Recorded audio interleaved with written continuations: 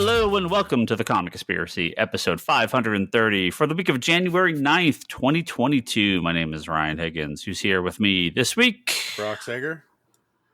And Charlie. An actual Charlie taking the back seat. How's it going? I thought Kevin was going to be here. I guess not. That's all right. Glad that Charlie's here. We need you to catch us. Especially with Doctor Who's now officially going to be off the air for a while. I should be here more reliably. Yeah. Everyone loves your soothing voice, Charlie. Not to get too off topic and into the weeds here, but we never do that. Surprising at how much I like this season of Doctor Who and the special so far. I'd heard like not great things, and I didn't really care for the first two seasons of Jodie Whittaker, but I really liked this season. I thought it was just a fun story, and I really liked the special. They were just fun. I'll say simple because obviously they're a little complex, but just I don't know.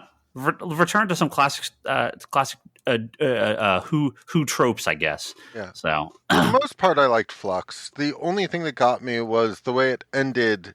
I kind of feel like they are ignoring the fact that this was devastating. The whole destroying spoilers. Pretty much destroying planets and the human race, practically. Yeah. I mean, DC does it all the time in every crisis, so people are used to it. Yeah, maybe they'll maybe just rebooted everything.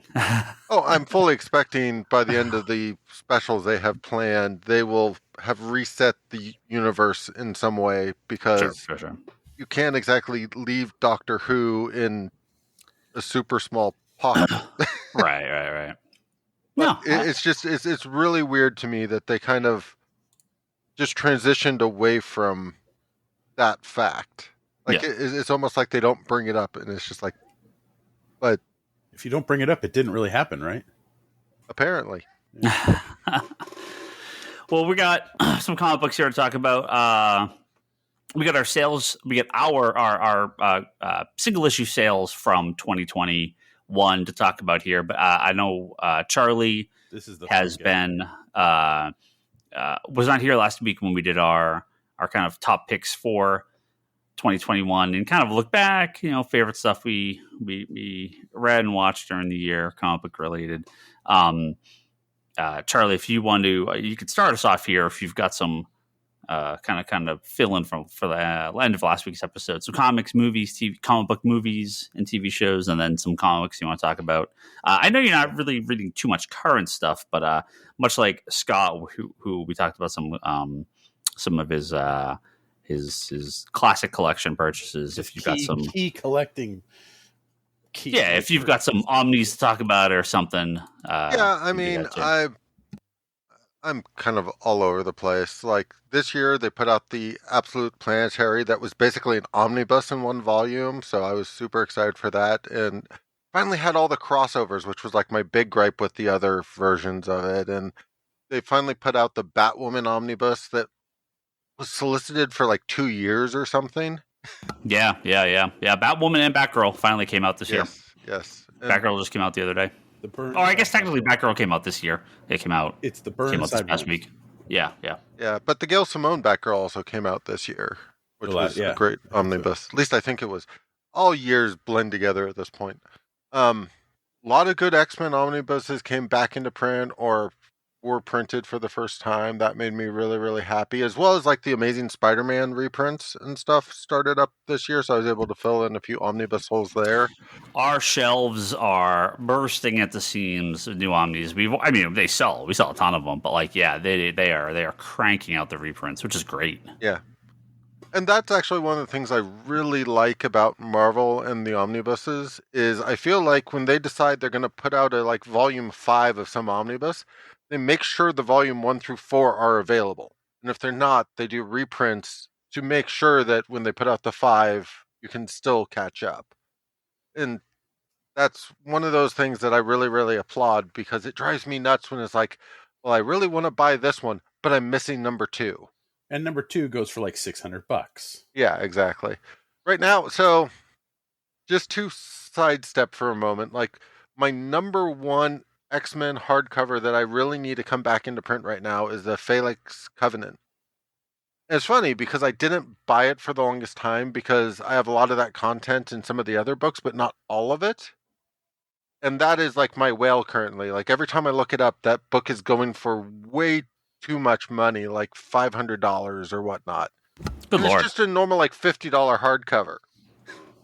Yeah, it's probably been out of print for a long time. Maybe. yeah. I mean, and because it's not an omnibus, they don't tend to reprint non-omnibuses, which is weird.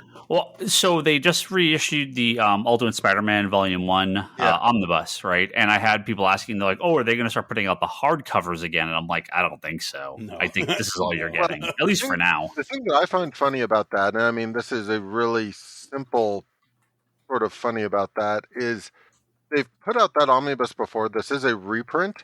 They never put out a volume 2 as far as I know.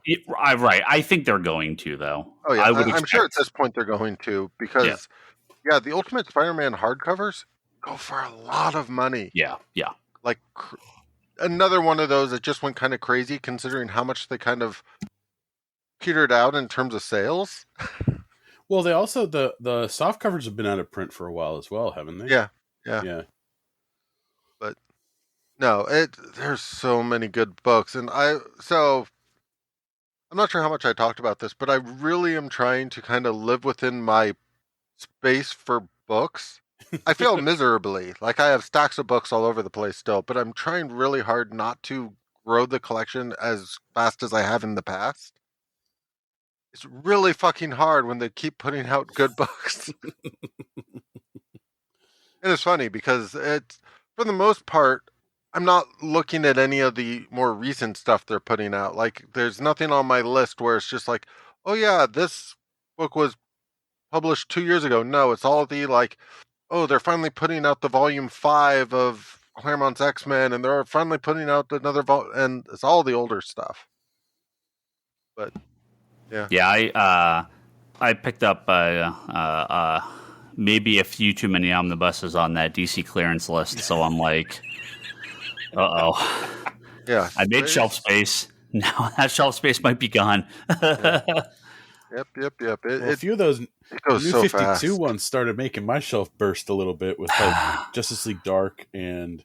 That Justice League Dark omnibus is humongous. Oh, I thought the Thor one was the big one. No, holy crap! DC's been pumping out some big ones. Yep. I really, really wish they would either slip cover it into like 2 hardbacks when they get that thick, or just put out a volume 1 and a volume 2 close together. Like the Grant Morrison omnibuses, I think they did a really good job with those ones. Those were a good size, right? Like it's almost ironic to me that like I'm glad Gail Simone's Batgirl run didn't go longer, just so the omnibus is a nice size. Kevin has joined. Late addition to the podcast. I'll get edited in. Don't worry. Sorry for my tardiness, gentlemen. I had a wager riding on the Raiders-Chargers game tonight. I've been ended like 4 minutes ago. Okay, I've been following on Twitter. People were hoping for a tie. It was like 5 seconds away from a tie, and then I lost my wager. Oh. What did I miss? Charlie's top of 2021? Top omnis of 2021. Into a big omnibus conversation. Oh, top omnis. Oh, okay. But I should probably transition to TV and movies. TV was pretty packed, primarily because of the Disney Plus Marvel shows. Like, I really liked WandaVision. I really liked Loki. I really liked What If. Falcon Winter Soldier, I liked, but it's definitely not like my top of kind of list there. But then you also had Superman and Lois, which was great. And then in terms of honorable mentions, I really did like the Kevin Smith Masters of the Universe, and Cobra Kai continues to be a very enjoyable show to me. Movie-wise, comic book movie-wise, all I really care to mention is the Suicide Squad and Spider-Man No Way Home. Like, both of those felt worth noting. Everything else that came out, I'm like, I watched it. It was fine. The Snyder Cut? The Snyder Cut is fine. We forgot that the Snyder Cut was in 2021. No. I saw that the Snyder Cut was in 2021, but I literally thought about it. I'm like, do I really want to highlight the Snyder Cut when I'm not sitting here going like, I own it on 4K, and I've never opened up like the disc to put it in my player. It's a big time commitment, and I didn't enjoy it to the point where it's something I see myself revisiting a lot. So, But you bought it. of course, I bought it. Oh, okay. I bought it at the same time that you got it, just because it was very, very cheap. Yeah, that's true. Yep. But I have opened mine, Charlie, and I have watched. I have watched half of it. I put it in very excitedly, and then I realized what a commitment it was. Yeah. I mean, that's the thing. I'm glad to have it. It's definitely the version I would rather have in my collection, which is kind of sad because I do have the other one, and especially after watching the Snyder Cut, I never see myself going back to the Joss Whedon cut. Like, oh no, there's no way. Like I can't go back to the BVS regular. I can't. I'll never watch that again. Oh, those are bad. So it's just one of those things where, within that context, I'm glad I have it, especially because I do have the re-release they did of Batman v Superman. I have Man of Steel, but I want to get it in 4K. I don't have it in 4K yet. I got the 4K collection. Yeah. It's relatively it's been cheapish. Yeah. No, it's just literally because of the re-release of BVS, that was like $10, and the Justice League when I got it was about $10 or $11 or something like that. So I really want to find Man of Steel for basically $10. If I can find Man of Steel on physical disc for $10, it will be in my collection, and it's never hit that price for me. I don't remember if we were talking about it on the podcast, but I know I was talking with Toby about this. I feel like there was not a lot of good Black Friday deals on physical media this last year. That's usually when I stock up. So, well, it's just kind of they're just always regular deals, or was it like crazy Black Friday deals? Because there's usually quite a few on like the big superhero stuff and all the Arrow shows, and like that's usually when I stock up. But it was just they were okay, but it wasn't like fire sale pricing. So yeah, but I think at least my viewpoint on it is each year I feel like we lose a location that does sales. And it's funny because most of what Amazon sales are is price matching other stores' prices on things. Like, not all of it. Some of the stuff on Amazon tends to be cheaper, but it's like when the Arrow stuff would go cheap on Amazon, it's because it would be cheap on Best Buy and stuff like that. This year, I kind of feel like Target all but got out of like physical media sales. They just did a buy two, get one kind of sale, which isn't crazy Black Friday discounts like you would expect. They stopped doing like the little kiosks of movies, and and like, there was a very limited amount. Best Buy had a fair amount, but you could also tell they were really targeted to sort of online sales, and it was really here's a handful of more recent stuff or stuff by this particular publisher that always has stuff cheap. So it wasn't the all encompassing deals that you got when it was really like it used to be every single animated movie would go on sale for like the DC animated movies, even the ones that were older. They'd all be like $4 on Blu-ray. Yeah, that's usually when I stocked up. So I just bought a bunch at like $9 and was like, well, okay, that's fine. Yeah, this year I kind of feel like they did these are the ones we still have a lot of stock of. Is kind of the way that I viewed it. It was definitely not the traditional, we're putting everything available. It was more of okay, we put out a small amount of these, because I also feel like they've cut way down on the printing of physical media. At least that's the impression I've gotten. Because I don't see the stores don't get the stock they once did.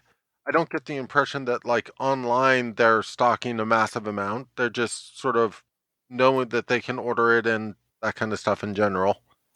So it's interesting. Yeah. I also found it interesting that when they did that re-release of BVS, I've never seen it more than like $12 or something in 4K. Like, they priced that thing really cheap when they put it out like retail. And if you looked at like the Snyder Cut, that was really cheap really quickly too. So I kind of feel like the older media is staying at its original kind of high retail price, but the new stuff they're putting out, unless it's something like big blockbuster kind of thing, the prices have gone really low on like more recent, I would say, Yeah. direct-to-video fare, except for like the animated stuff, which is kind of weird. Yeah, I feel like we're getting regular sales through the years on that stuff, just not like the big targeted Black Friday sales. Because I don't think Black Friday moved the needle at all this year. It just seems like it's just sort of a dead concept, especially the last 2 years because of COVID. And there's just sales constantly. So like, no, what are you gonna do? Movie wise, TV. So what are your top picks for TV? Do you got because movies just didn't have too many. I ran through it pretty quickly with the Loki, WandaVision, that kind of stuff. Oh, okay. In terms of TV, movie, honorable mention stuff. Like I really enjoyed Free Guy. Nobody was good. Oh, No Time to Die. I really liked. Like I was surprised how much I liked No Time to Die. I heard mixed reviews on that one. It was one of those. I was able to rent it at home really cheap from, I think, Google. Mm-hmm. And then immediately went, okay, I totally understand why people really liked this movie and were kind of going crazy for the movie short term. So I was surprised how much I will say that it's different than any other Daniel Craig Bond in the way that I feel like you really should watch all the Daniel Craig Bonds before watching it, because it plays all of his movies play very, very differently when you see it as a continuous story, which is very different than any of the previous Bonds that I can think of. Yeah. No, cool. Some good stuff came out, but it was hard to kind of go, okay, what came out that I cared about, because it just wasn't as much as normal. Yeah. Yeah, it was a little different this year. Yeah. All right. Well, thank you, Charlie. Glad to get your list. I did pull up our top comic book sales for 2021. Ooh, we get some what's that? We're going to do some guessing Ryan, games. Breaking news before you do that. Yeah, of course. Our Twitter poll has closed. Oh, yes. Twitter poll, yes. Has closed. And wait. You got to get Charlie. We need Charlie's. Oh, Charlie's vote. Okay. Yes. Charlie, without looking, which of these are you the most likely to see in 2022? I'll run through them quickly. The David Ayer cut of Suicide Squad on HBO Max. Todd McFarlane directing a Spawn movie. And I don't mean the movie is released in 22, just that there's some, either it starts production, there's a lead actor cast or something like that. Detective Comics Before Batman, the hardcover set that was solicited and canceled twice, is finally released. Or Neil Gaiman, Mark Buckingham, Miracle Man is continued by Marvel. I'm going to say the Before Batman. Okay. I feel like that is more likely. I feel like the Ayer cut, if they were going to do it, they already had better opportunities of when to do it. And Spawn is not on your radar? Well, I mean, they did. It's one of those things that is stuck in development hell where it will either get made, but made so low budget that... You should have just done it animated again? Yeah. Well, I mean, the Spawn animated was great when they did. I still don't know why that went off the air when it did. Okay, well, here are the final results from our poll. In a distant fourth place, with 11% of the vote, is Todd McFarlane directing Spawn. That sounds about right. Ryan is shocked. Second and third place tied with the exact same percentage. The Ayer cut of Suicide Squad and Detective Comics Before Batman tied, which means in my heart and in the poll, first place with 46%. For the first time ever it's been on the poll, for the first time ever it's going to win the poll, Gaiman Miracle Man in 22. So you know what that means, right? You're not going to get it. Well, no, Saga won last year, and look what we got it. It's just slightly missed the cutoff. Yeah, we knew Saga was coming back. I mean, I will say Miracle Man, if I'm not mistaken, recently got confirmed for an omnibus. Yes, but that's the Alan Moore stuff. Yeah. So that does make it slightly more likely, but that's assuming the omnibus actually makes it out in any shape or form when it's sort of solicited to come out. Because I So, feel like, for the most part, any date they give nowadays is going to slip by at least 3 months. I don't know if you saw the news that Miracle Man is coming back to Marvel Comics, but again, the poll is specific about the continuation of the Neil Gaiman run, which was promised back in 2013, 2012. When did they buy Miracle Man? Yeah, it was like 2013, 2012, somewhere. Yeah. It was like a Comic-Con that it was year, huge right? announcement, yeah. Yeah, and so we are now up, we are on 9 years of it not of one issue not coming out. Well, I want to thank everyone who voted for my heart. I want to thank everyone who voted with my heart and my hopes. And we're going to bring it across the finish line finally. Let's see. Finally, hey, you need to at the results to Neil Gaiman or something. Buckingham is working on it as we record this. As we speak. Yeah, he's working on a lot of stuff. That has been tweeted multiple times by a reliable source, not Ryan Higgins.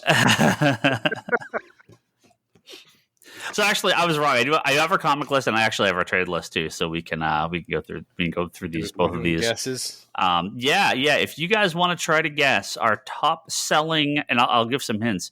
Our top selling comics of 2021. Now I'll give you one hint. There is only one issue in the top list that is not a number one. Every other issue on our list is a number one issue. So that should narrow it down pretty significantly. Quick question: how many of these are Black Label titles? Black Label? I think just one. Okay, so you're gonna. That's a little disappointing, just because I feel like Black Label is where all of it deserves. Well, it's Strange Adventures on that one. Okay, how about this? There is no Marvel in the top 10. There was one Marvel in the top. Oh no, there's two Marvel in the top 20. They're all number ones except for one book. And very few of these should surprise you. Okay, this is Comics Conspiracy Sellers. Comics Conspiracies, top sellers by unit, and yes, this includes combining variant covers. Our good friend Adam, who's listening right now, he put together a great little site that's able to take our Comic Hub exports and get all the pretty accurately. I haven't. Is one of these has a caveat, right? I had to pull a couple. No. I pulled that out. Right. So we had some sales of like Slaughter would have been our top. I took out the House of Slaughter did not make our top 10. It would have been number one, but we did wholesale. We had like some of the team variants that we resold to other stores. Somebody bought it for the 1 in 1,000. All that stuff I took out. Because they're not. It's not normal. Like these are normal sales to regular customers and pull box people, not wholesale, not any of that stuff. And I did also check out No Ghost for Hiroshima as well. We did a signing for our customer Luigi, who co-wrote that book, and he did a signing at the store. And we obviously that skewed the numbers way high. I took that out just because it was an event sale, not a normal comic sale. Well, Rorschach and Strange Adventures didn't come out in 2020. They did not. Was Human Target on that list? There is not a Tom King book in our top 10. Holy crap! Really? Yeah. Wait. There's one Marvel you said, or no Marvel? There's no Marvel. No Marvel. No Tom King. No Marvel. No Tom King. Not in the top 10. How about Something's Killing the Children? No, nope. Well, it wouldn't be number one. And there's only right. Was that 2020? It's like 2019, maybe. Oh, it's been for a while. Yeah, really? Yeah. It's been out for a while. I would have guessed that's like on issue 12 right now. Am I like? No, it's like 20 something. Okay. Yeah. Time has no meaning. He took a break on Something is Killing the Children and writing House of Slaughter. Kevin, when we get to our graphic novel top 10 list, why don't you suggest that again? Oh, okay. All right. Oh God. Okay. Number ones that came out in the 2021. Yeah. I mean, that Wonder Woman book we didn't sell. That's not in our top 10. Which one? The Historia one. Wonder Woman Astoria is not in our top 10. That's No, a- but you are. But is Dead Earth? You are No, close. Dead Earth is like way over there. The Future State Wonder Woman number 1 is our number 9 right. book. Future State was this year. The launch of Wonder Girl, and Wonder Girl number 1 is our number 10 book. Okay, so Wonder Woman, Future State is number 9, and Wonder Girl number 1 is number 10. Okay. So those are big, and Wonder Girl still continues to be a big book, but that was a humongous book for us. I forgot about Future State. Yep. How many Future State titles are on there? Just the one? Next Batman is number 17, so it's but nothing else in the top 10. Okay. No. God, what the hell came out number 1? Shit. I mean, none of these will surprise you. Like, that's all I'm going to say. None of these will surprise you. Batman Urban Legends? Nope. No. There is one Batman book on this list. Well, I mean, there is technically two Batman related books on this list. One's a very late end of the year title, but it's a Batman comic. It's not a number 1. It's the only not number 1 book on the list. It's the only actual Batman book on the list. Not Fear State Omega. Nope. Batman Imposter's not on there. No. It would be Batman number 108 with that Todd McFarlane homage variant cover that just came out. It's 118, not 108. 118. What's 108? Oh wait, I totally had this wrong. Shit, wait, what's Batman 108? First appearance of Miracle Molly. Oh, is that the Miracle Molly issue? No. Yeah. Is it 118? Oh, is 108 the Miracle Molly issue? Yes, Maybe it is. Oh, you know what? I totally misread this. You're right. It is 108. Yeah. First appearance of Miracle Molly. There you go. Know how I know that? I finally read the issue. Oh, sorry. Batman 1, because 118 is like right. 118 is in the top list. It's just below it. I was looking at that earlier. That's 118 is the one that has 118 is the most recent issue. Yeah. Oh, we did sell a lot of that too. Yeah. But sorry, yes, Batman 108. Okay, I'm gonna throw 2 guesses because I'm reasonably number 8 confident title. These are both from 2021. So okay, but it's all number 1's going Joker. Joker number 1 is the number 7 book. Yep, and that is the other Batman related book. Dark Ages. No, Dark Ages not make our top. Again, no Marvel in the top 10. No. No. Isn't that? No, I'm thinking of the Tom Taylor one, the Sword and Sorcery one. Dark Ages. Dark Knights of Steel. Yeah, that. No, not so I struck out twice. All right. Swamp Thing number 1. So we actually have the bottom list. We have Wonder Girl number 1, Future State Wonder Woman number 1, Batman 108, and Joker number 7. Number 6 is the rest are all number 1s. The rest are all number 1s. Number 6 is an Image title. It is by a creator who has many books on our top list, both for single issues and graphic novels. Kevin was close with his guess before with Something is Killing the Children. Oh, probably Department of Truth? Department of Truth, number 1 is the number 6 title. Wait, that's the 2021 comic? Are you kidding me? They're all reprints. Number 6. Because they kept reprinting number 1. Oh. They kept that book in print. We kept selling shitloads of Department of Truth number 1. If you had told me Department of Truth number 1 came out in 2021, I would take my headphones off and close the microphone and just be like, I have no concept of time. Like if you said no, I mean the first release of that. Okay, Kevin. It didn't. That's what I'm saying. Yeah, no, I know. I'm saying. Oh. Yes, it came out in it was released originally in 2021. I would have been like, no. I'm out. No. The Department of Truth, baby. Yeah. No. It came out in 2020, but it did. But the reprints alone made it make our top list. Nocterra. Nocterra is on this list, correct? Nocterra is a number 4. Oops, sorry. Nope. Nocterra is the number. Oh, yes, it is the number 4 comic. Released Scott Snyder, Tony Daniel. Berserker, number 3 book. Of course, that is the number 3 book. We sold a lot of copies of Berserk number 1. Is Geiger on the list? Geiger, you guys are now getting it. Geiger number 1 is our number 2 book. Of course, Jeff Johns and Gary Frank. But what book would outsell a new Jeff Johns and Gary Frank book? It is a DC book. It's a number one book. Oh, no, it's not Three Jokers. It is not Three Jokers. No, you guys are going to... I'm sorry. I made a mistake. There is a Marvel book on our top 10 list. It is not the number one book, though. There's one other book. You'll know why I didn't think about it as a Marvel book.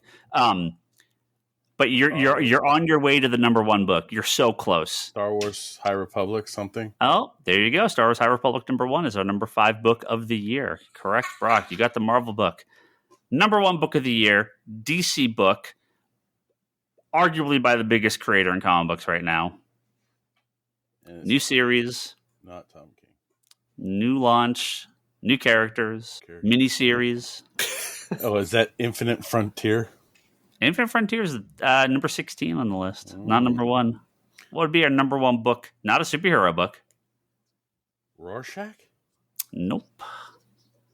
Not super-hero. DC. Who's the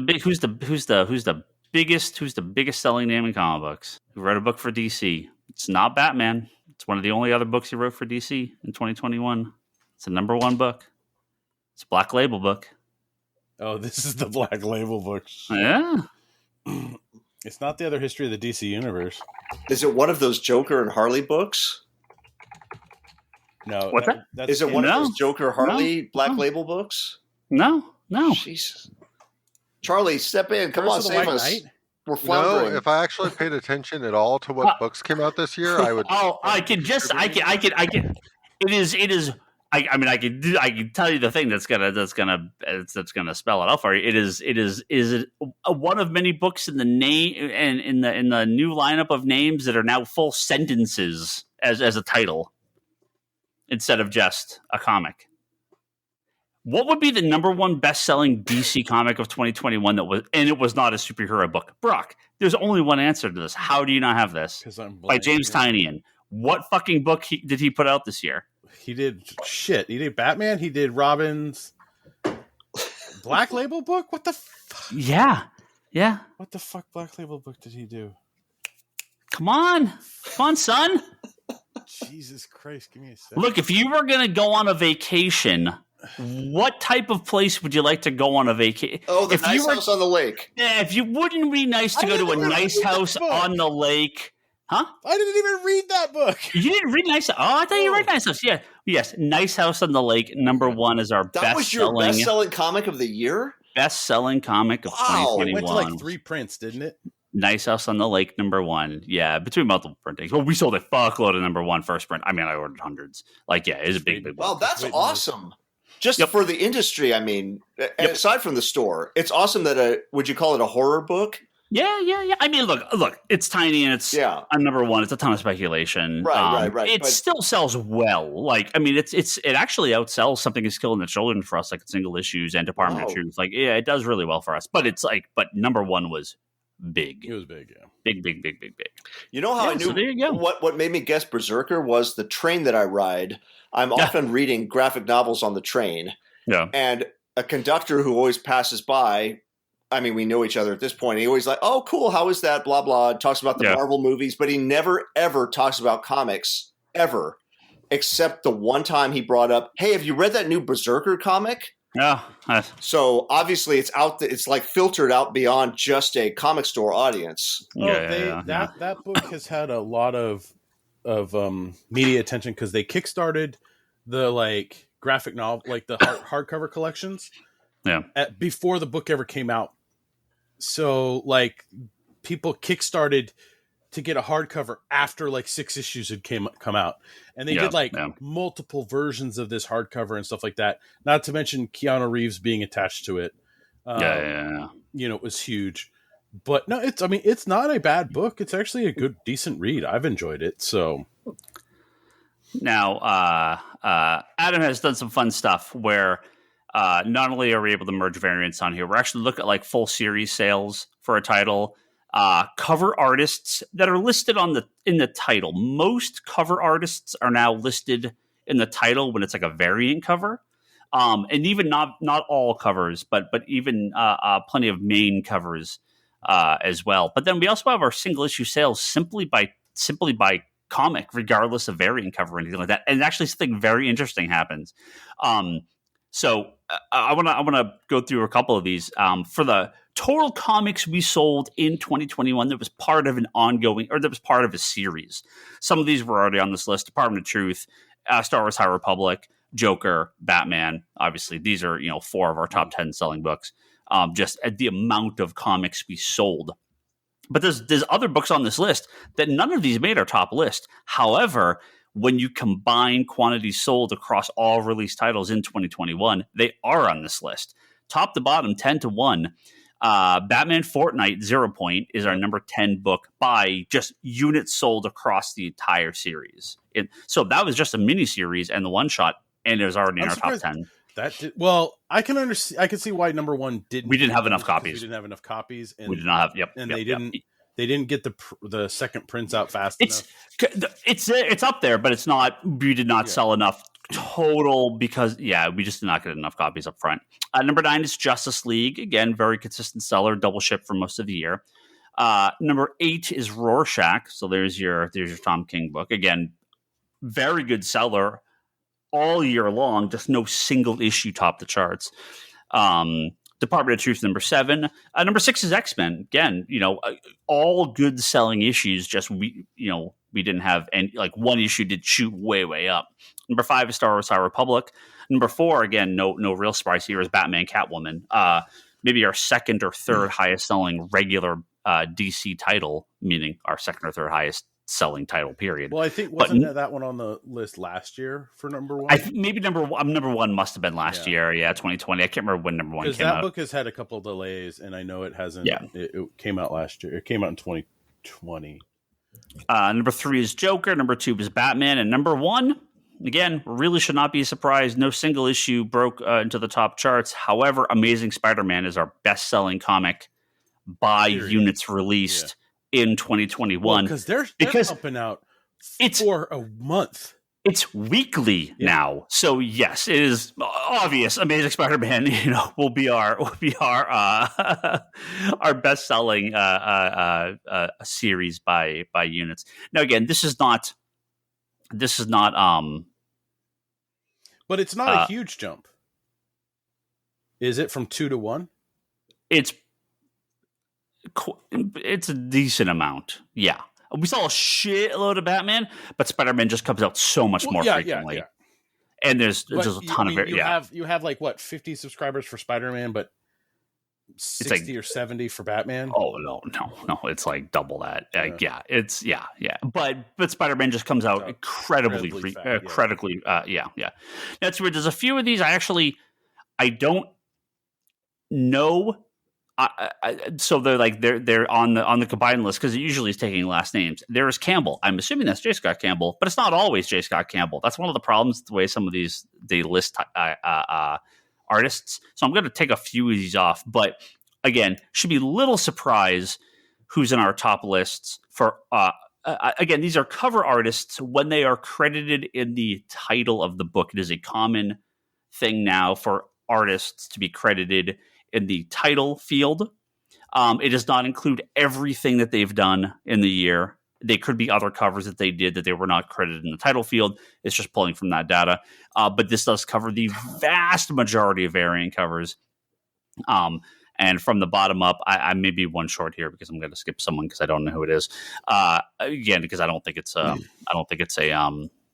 think it's something where like multiple artists are combined into one name.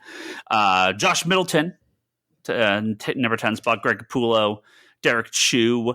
Artgerm coming up at number 8. I just don't think there were as many Artgerm covers this last year. I feel like there was not a fair amount, but I think there was a lot of art. There's been a lot of Artgerm covers over the past handful of years, and it's just kind of the market's kind of just coming down from it. Our good friend Lieber Mayho, that would be Lieber Mayho. Francisca Mattina at number 4, Todd McFarlane at number 3, still cranking out those Spawn variants. Spawn variants alone got him to the number 3 spot. Jenny Frozon at number 2, and of course, Jenny Frozon. Of course, Jim Lee at number 1. No surprise there. So can't you cut Campbell out? What's that? You cut Campbell out? I cut Campbell out because, again, there are multiple Campbells, and it's not specifically labeled as J. Scott Campbell. So, and there's one Williams as well. There's multiple artists that could be referring to. It's not it's frustrating because it's not. The rest of those, it's clear who they are. Because the majority of these books are pulled by, they do credit the artist in the title. Now, this is maybe the most interesting thing of all. Our best-selling single-issue comic, single issue, the one comic that we sold the most copies of in 2021 is not a series that was in our top 10. What book do you think it is? The number 2 book is not in our top 10, but it's actually our number 2 book isn't in our top 10 either, but it's right below it. Huh? How did these not get in the top? I mean, how it's not because there was either not enough variant covers or the variant covers did not sell enough to catapult it into our top 10. Okay. So our top 2 selling single issues. They do have variant covers, but the variant covers were not correct. So the top 2 books, just the single cover that sold, they're both DC. One is let me rephrase this. Technically, neither of them are in number 1. Oh, is it like the 100-page specials? One is a special. It's an oversized special. You guessed it earlier. Me? You did. I believe you did. I don't think I guessed a special earlier. You guessed. Someone said that. Assuming that's Swamp Thing? No. Nope. No, it would be. I mean, the only things that came out were Aquaman, Wonder Woman, Green Arrow. Not those. Not those. It is a special. It is a one-shot special. It is not one of those 80th anniversary specials. Okay. But it is a one-shot special from DC. It's not that Batman or Superman Authority one. No. This is more DC Universe. This is all-encompassing. Say it's the Pride one. Nope. No, not the Pride one? Nope. Not the Asian Heritage one? Nope. Is that like the special you're talking about or smaller? I mean, no, it's not a prestige format book. No. Oh, okay. It's a one shot. You could say it's looking to the future of the DC comics. What you could see? What of stuff coming up? Infinite Frontier? Infinite Frontier is a number 2 book. Just selling by units. Issue 0 or 1? Yeah, 0. Oh, The one shot. But what's their number 1 book? It's their number 1 book. It came out in 2021, sold. It is the final issue of a series. Final issue of a series? The final issue of a series that came out in 2021. It wasn't Superman. Final issue of a miniseries. That narrows it down. Yeah. It's a DC comic. It's an event comic. It's not Death Metal. Death Metal number 7. Holy shit! That was at the end of 2021. No, it was first. It was January. It was like January 3rd or something like that. 2021. Oh, it was our number. It literally had the longest time to sell. It is the number 1 selling comic. Off the shelves in like. I just took them off. Yeah. We were selling Death Metal regularly. Yeah, we sold the highest comic we sold in a single issue was Death Metal. Yeah, number 7. Yeah, 9 of the top 10 are DC comics. Berserker number 1 is the only number 1 that actually breaks into the top 10 for single unit sales, disregarding variant covers. So yeah, it's pretty crazy. Pretty crazy. First Marvel comic is it is funny. So this is actually one of the books that was on our merged number as well. Our top Marvel selling comic of the year was Amazing Spider-Man 55, the second print. Oh, the Stegman red one, the webhead one. Yeah. So 55 is our second best selling Marvel comic. I think X-Men number 1 outsold it, but that's simply because we couldn't get more first prints. We ordered a lot, but nowhere near enough is needed. And the second prints we blew through a box of those. So yeah, they had a third print. Those are kind of So crazy popular. That Ryan Stigman webhead variant, very very because they did another one for $75, right? They've done a couple of those webhead ones. Yeah. All right, graphic novels. Kevin, this list is going to be you. In theory, this should go very quickly. If you get one, you get a couple mostly. Kevin, let's go. There's a lot of doubling up here. A wild card of Something's Killing the Children. Something to Killing the Children. 3 for 3 in our top list. We're going to take this off. I am going to remove. I'll combine that one. Number 10, number 8, and number 1 are Something is Killing the Children. So number 10 is volume number 2 of Something is Killing the Children. Number 8 is Something is Killing the Children volume 3. And our number 1 selling graphic novel of 2021 is Something is Killing the Children volume number 1. Absolute juggernaut of a book. Just ridiculous seller. Yeah. We just sold 2 and 3 this morning, and I had an order placed for pickup. Yeah. It's just I had to go in the back and dig to find volume 3 because it was our last copy. Okay, yeah, no, I just keep reordering. Yeah, it's been huge. I'm gonna take a wild guess, even though I don't know if this is legit. But did any of the Invincible Compendiums make it on that list? They sure did. Number 9 is Invincible Volume 1. Yeah, just the single, the first volume of Invincible. How many units did we sell of that? Dozens. So I'm gonna have to do a little editing here because they use graphic novels and there's another thing in here that's kind of an asterisk. So that's 10. Yeah, so that's number 9, and the number 7 book is the Invincible Compendium, volume number 1. Oh, so the trade and the compendium. The trade and compendium, volume 1. Yeah. Did any of the Brubaker books hit it? The Reckless? Oh, you got it, son. So that's 1097. So number 6 is Destroy All Monsters, which is book 3 of Reckless, and 6, 5. So number 4 is Friend of the Devil, which is book 2 of the Reckless hardcovers. Yep. Someone, if you we'll work our way up for the final 3. Someone guessed this for single issue comic sales, and while the single issues all topped the charts in 2020, they did not top the charts in 2021, despite being on the shelf the entire time and us selling them constantly. However, the graphic novel, obviously, our top selling superhero graphic novel of 2021, fan favorite around here at least. Creative team. It's a strange event. Jeff Johns and Gary Frank. Oh, Geiger? Other book. Oh, Doomsday Clock. Sorry, did I say Gary Frank? Wow, totally not the correct. Try Jason Fabok. Other book. Oh, 3 Jokers. I meant 3 Jokers. Yeah, sorry. Okay, now if you were going to say Doomsday Clock had come out in 2021. Sorry. It's Department of Truth. Geiger's on there. Geiger's on there, just not my the top other 10. Guess is Department of Truth. Department of Truth is the number 2 book.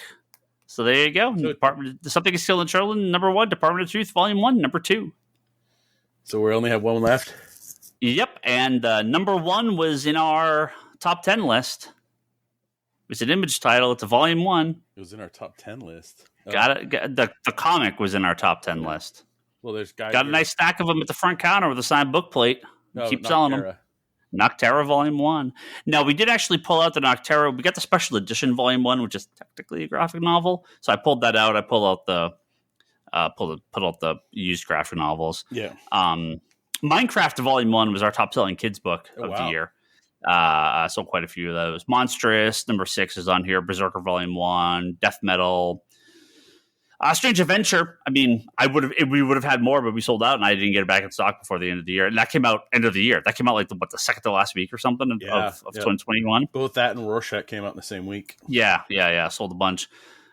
Invincible Compendium Volume 2, Batman White Knight, Bone Volume 1, Hawkeye by Fraction and Aja. That just came out, already making up in like the top 20.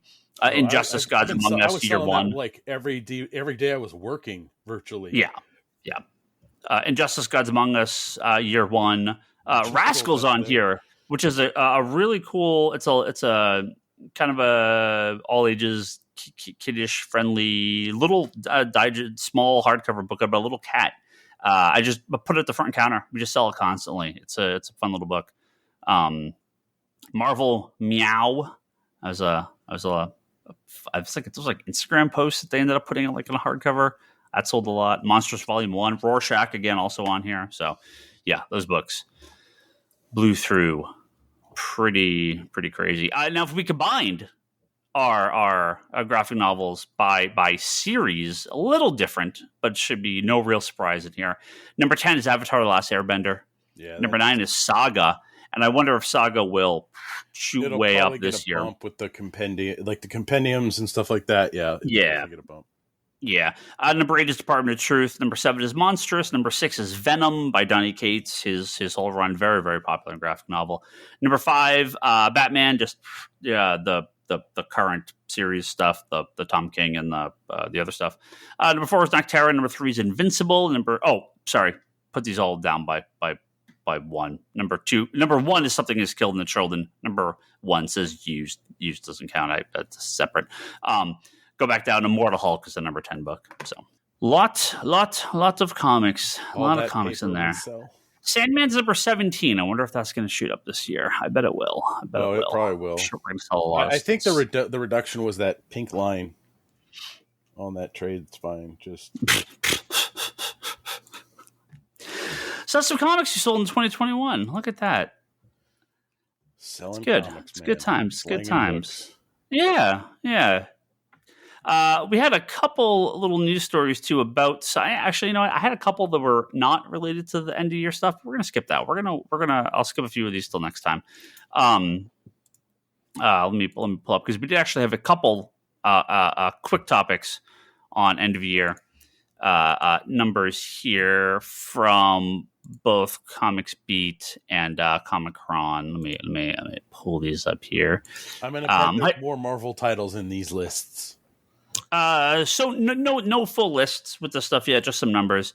Heidi McDonald was posting about Publishers Weekly about just how big the print sales were in 2021, just across the board everywhere. Book numbers were way up. Didn't it increase significantly between graphic novel sales in 2021 versus 2020 went up 109.3%. Holy shit! Yeah. Now there's manga is a big portion of that, right? So that is, but manga's even been like kneecapped for like half the year, and those numbers are still exactly. We don't have the full breakdown of publishers and styles and blah blah blah. That will come in the following months. But just general things considered graphic novels sold significantly well, and that includes American comics, Western comics, European comics, manga, everything. So this is print book sales in America through BookScan. So yes, manga is a significant portion of that increase. But guess what? Manga's a comic book, so comic book sales doing pretty well. Comic book stores are dying. The industry's dead. Oh, and right. If Western comic sales were plummeting, which again we will have numbers in the following weeks and months to continue proving that they're not, the sale of manga in the West would not have been enough to go up 100% in sales versus 2020 because of the unavailability of manga through so much of the year. Mm-hmm. This is an all boats rising thing, right? Where everything is selling well. Yep. Again, I talk to people in the industry that work for some of these companies, and they can't keep shit in print. Yep. Well, look at it this way: Scholastic, they weren't having book fairs at the schools. That's actually that's a good point. I really wonder what the Scholastic numbers were like, or if that really hurt their sales. But those, I believe, are not counted through NPD, so it's possible that the NPD numbers for kids stuff actually went way up because they couldn't get them through book fairs. Yeah. And because normally parents will go to the book fairs or send their kids to the book fair. They can grab a book or something, and it's a way that's how Scholastic gets that their tentacles out, right? Yeah, there's big numbers in those book fairs, but I as far as I know, they are not counted as part of NPD because that's just retail sales. No, I think it's different because it's also how it's related to what the school gets, and so it's a different, it's a different kind of beast. It's a different cut. But it's having it pushed parents to going into comic stores, going into libraries, going into online, and looking for some more options for their kids. I would think that is a likely scenario. We'll find out in the coming months. Especially since I mean, even before the pandemic, a fair amount of the graphic novel sales in the United States is kids stuff. It's Smile.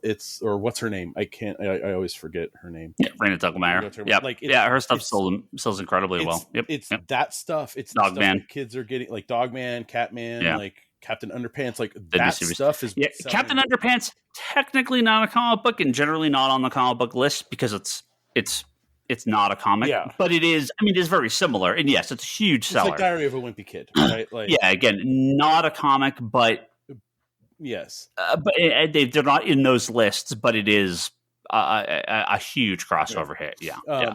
But again, parents like today, I had a kid come in, and his parents were like, "You can get one or the other. You can get one or the other." But it's like more and more kids are coming into comic book stores. I think because of not being able to have, they don't have the book fairs. They don't have things that they're exposed to. And, I mean, I get calls all the time, right, from manga where they're like, oh, do you have this? And I'm like, no, and we can't get it. They're like, yeah, look on Amazon. It's not available. I'm like, yeah, I know. Like, nobody can. So for Comic-Con, they did have some new comic release count. So this is just the number of comics released in 2020, 2021, 2019. So again, sales will be coming in some form over the following months. But there was a 14% increase in comic sales. 4,406 comics were released through number one or issue numbers. That doesn't count variants. That's not graphic novels. So like Batman, not including its variants. Amazing Spider-Man, not Batman, 109, 110, 111, 112, 113, 114. Those are all one. Those are all counted as a comic book that was released. So there was 4,000. And that's not even including stuff that was done like through Kickstarter or... No, this is just through the distributors. There's a lot of this is based on Diamond reporting. So I don't know if they pull in... not sure if they pull in... not sure how they pull in DC on this stuff, but they must pull in DC numbers. Because it was 3,876. So we're not quite to 2019 numbers, but we are. What were the numbers in 2019? For total single issues released in 2019 was 5,309. So it's we're going like I think we've seen an increase in graphic novels that have been published in the past year or so. I mean, there's so many graphic novels. Yeah. There is just big numbers. Comics numbers being sold. Again, they are increasing the numbers of comics released.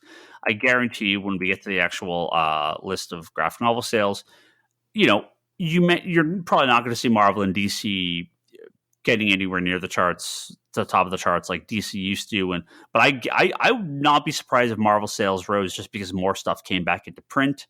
There's a lot of buzz behind some characters like Miles and Hawkeye and unavailable through most of the year, so that's going to hurt the actual sales numbers. But when the NPD charts come out, usually Brian Hibbs deals with that in the following months. We'll get a better idea. 2022 should be good because pandemic's obviously not done, but things are returned to somewhat normal as much as it can be. Hopefully the production is better than it has been. Books are available. It seems like it's getting better somewhat. We'll see. You got to keep your fingers crossed. Yeah, we'll see. But yeah, again, despite what the internet tells you, comics far from dead, doing very, very well. I can do some back of the napkin numbers here, and I know, Nico. Oops, let me try that again. No, I know, Nico. Did you not tell him comic stores are not dead? Comic stores are not dead. That's what I'm hearing. So our sales rose about 30% in 2021 over 2020. That's all the work I've been doing. Spitball numbers. Shit. Yeah, and 2019 and 2020 was our best year to date. 2020 over 2019 was up probably 15%. I have to go back and look at the numbers. 2019 and 2018 was up 10-15%. Like we're getting busier. Like this isn't like, okay, we kind of 2020 dipped and like, no, like this has been just increase. So yeah, it will be a huge 2021. And I don't see it stopping. I see just want to no see our online order numbers. We need to get separate that out so I know how much I process. Yeah, it's a lot. All I know is I was at the warehouse yesterday, and Lane's like, "Oh, those 3 boxes that we shipped out are empty. You can move those." And it was like, "Oh, cool, 3 empty boxes of stuff we shipped out from just our set sales on eBay over the last couple of weeks." So, yeah, it is ridiculous. Just everything is selling, and it's great. How much are our supplies up from last year? Did not run that number, but I'm sure it's up because we sold a lot of supplies. I don't think any category was down. I'll check and see if I can find our supply numbers later, maybe for next week. Yeah, it's crazy. There are just so many good selling books. My dog is not liking being outside. And it's just, stuff is selling good. Yep. And there's big books coming. Saga's coming back. That's a big book. Marvel seems to be kicking some ass. DC's doing great. Graphic novels are huge. Manga's big. 2021 is pretty good. Yeah, see what 2022 could bring. We'll have some more random thoughts through the year, obviously, about sales chart stuff. I wonder if I can. Maybe I can dig in and pull some omnibus numbers for Charlie. See how things considered omnibuses did through the year. Top selling. I'm sure they did crazy. Our top selling omnibus wasn't that with that Spider-Man reprint? Which one? The 300. The top. Oh, probably. Yeah, we blew through that really fast. Yeah, both covers. Yeah. We blew through a ton of those. There's just so much stuff. But yeah, the thing with the omnis is obviously it's a dollar amount over quantity.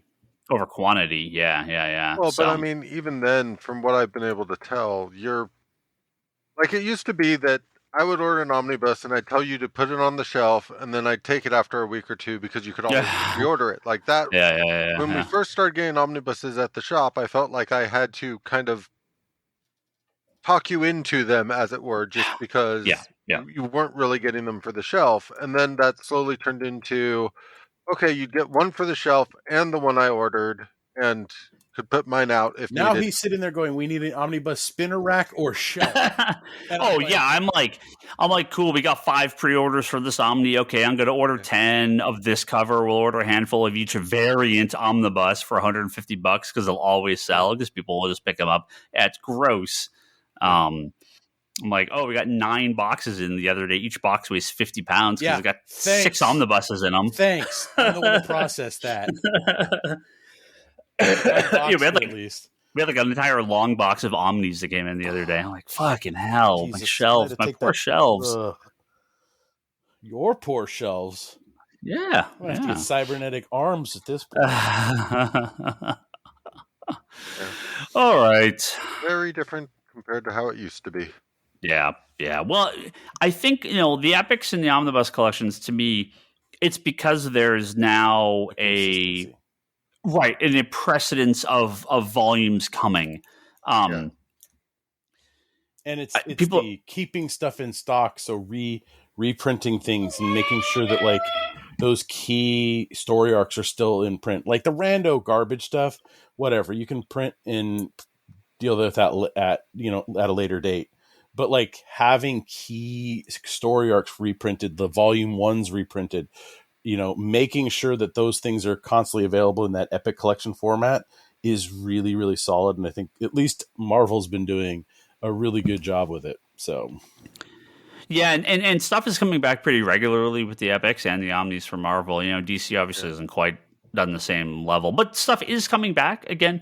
There's a handful of DC omnibuses have started to come back in, which is great. Things that have been out of print for years. So I'm always also shocked. There's a lot of omnibuses that I would have thought were like a no-brainer to put out that are finally getting releases. Like, it is a little crazy to think about like how many of the new 52 omnibuses only came out in like the past year or two.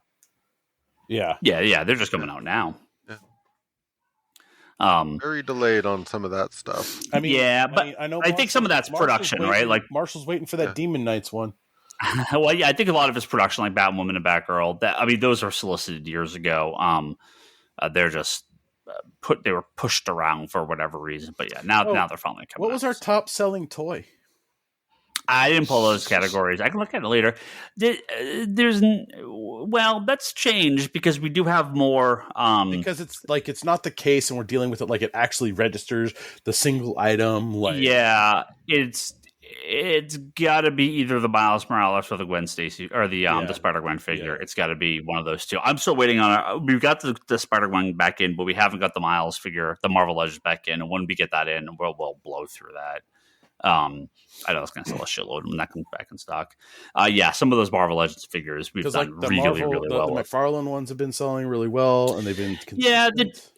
We do okay with the DC McFarlane ones. I feel like the Marvel Legends just do better in general, but it's more of a consistent line. The McFarlane ones are still like getting rolling. Yeah. So they cranked them out. There's been a ton of McFarlane figures this year. Absolutely, our toy sales are through the roof comparatively.